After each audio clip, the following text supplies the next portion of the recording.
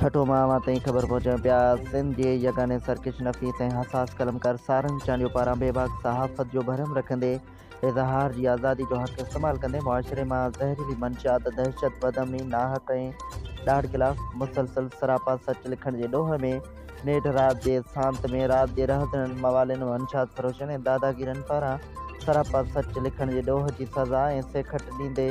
खेसि अधु राति महल संदसि मकड़ी वारे घर ते हमलो कंदे मथसि सिधा फायर कंदे खेसि क़त्ल ऐं शहीद करण जो पको पुख़्तो इरादो कयो हो, जंहिंमें हू मौजदाना तौर ते महफ़ूज़ रहियो। पर अफ़सोस जो सॼो ॾींहुं सोपारियुनि जे वापारियुनि खे पकिड़े माल कमाइण सां गॾु ग़रीबनि जे होटलनि ते मुफ़्त में मानियूं खाईंदड़ एसएचओ मज़हर कंगो ऐं संदसि समूरी टीम ग़ाइब अची रही आहे। सिंध मीडिया फोरम जे चेयरमैन वफ़ा अकरम आबादी पंहिंजे हंगामी प्रेस कॉन्फ्रेंस में चयो आहे त हक़ ऐं सच लिखी मुआशिरे मां मंशियात ऐं क्राइम जो ख़ात्मो कंदड़नि